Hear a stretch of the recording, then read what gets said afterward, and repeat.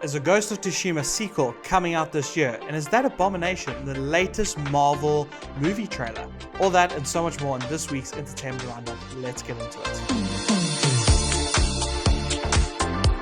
What's up guys, welcome to That Freaking Geek, and today I'll be talking about all the news, entertainment news that happened during the week, from gaming to movies. And there is a lot that happened this week, and so let's get right into it, starting off with gaming.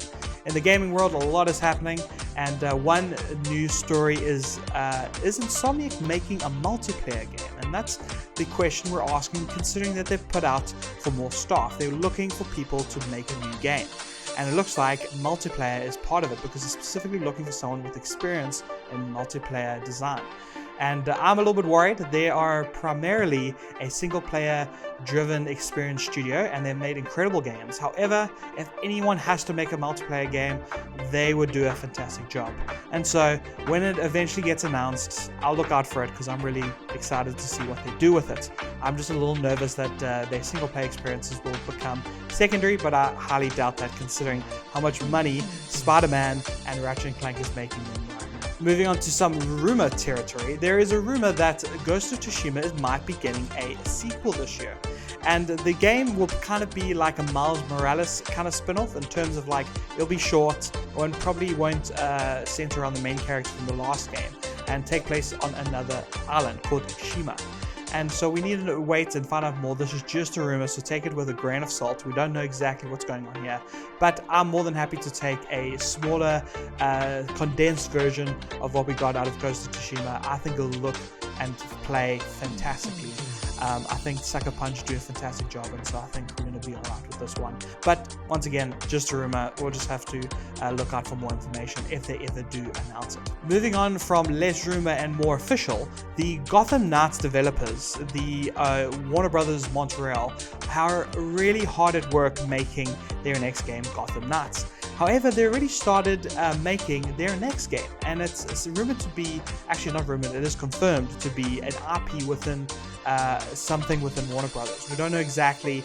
I think a lot of people are really excited for it to be the next Superman game, a proper Superman game, but we don't really know what it will be. But that's what people are excited for. I'm really excited for Gotham Knights. I don't know how they're managing to try and finish this game within 2022 and already starting a new IP. I don't know how they're doing it, but maybe it's just the other half of the team that's done their job on Gotham Knights don't have anything to do, and so they're starting on pre-production on their next game. And so I don't know what it is. We already have a Suicide Squad game coming out, so it can't be that. Who knows? Maybe it'll be a Daredevil game. How cool would that be? I don't know, but we'll get to something and see. EA skipped E3 this year, but they're having a big event come end of July. And in it, they said they're going to be reviving an old game franchise. And moving right back into rumor territory, it's suspected that maybe we'll get a Dead Space sequel. However, the problem is that the company or the developers who made Dead Space no longer are part of the company, but EA still owns the rights. It's very unlikely that it would be a Dead Space. I would lose my freaking mind if it was actually Dead Space, but will probably end up being something else that we didn't see coming, a smaller maybe game that not as many people love, but there's probably a cult kind of gathering around that game. But anyway, we don't know what it is, but come July we'll probably find out. But it's also EA, so we're probably going to be disappointed. Sorry. Alright, moving on to movie news. We got a second trailer for ShangChi and the Legend of the Ten Rings, and it looks absolutely incredible. I love this trailer way more than I loved the other trailer, but what it ended off with was kind of spicy. It looks like the villain from the Hulk MCU movie, not the one before that, no one talks about that one, it seems to be making a return. Is that Abomination at the end of the trailer? I don't know. It could be. They're not officially saying it is, but it looks really careful. What on earth is Abomination doing there? I don't know. I guess we'll just have to wait and see when we go watch the movie in September. Moving on to some Suicide Squad news, we have a new trailer and it's looking absolutely bonkers. I cannot wait for August. It's going to be absolutely fantastic. But we have some behind the scenes news, and that's the fact that a lot of people on the crew didn't know who Idris Elba was playing. When he was announced, we thought he was maybe replacing Will Smith's Deadshot. When in actual fact, he is actually Bloodsport. And behind his chair, it actually said that his name was Vigilante. And a lot of people were very confused what on earth was going on. And then when the trailer kind of came out, a lot of people were like, oh, this is actually Bloodsport.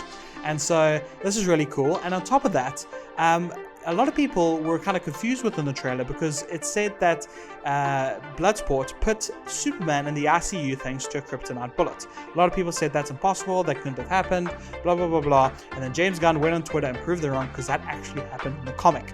So way to go, James Gunn. And of course it did. It's a kryptonite bullet. Come on, guys. We are getting another Transformers movie. Guys, I am so sick of this movie franchise. It needs to stop. But apparently this is more or less a soft reboot. And it's titled Transformers Rise of the Beasts. And this is going to be the 7th movie in the franchise. Oh my gosh, there are so many.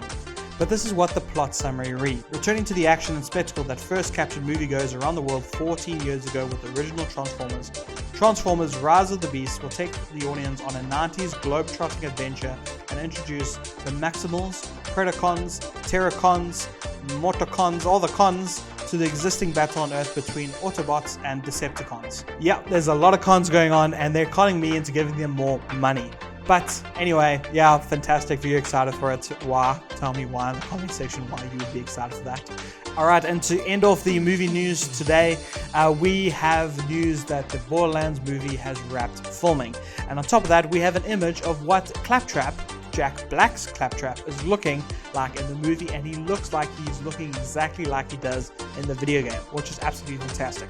Kevin Hart has gone out of his way to say that the movie is looking very, very much like the video game.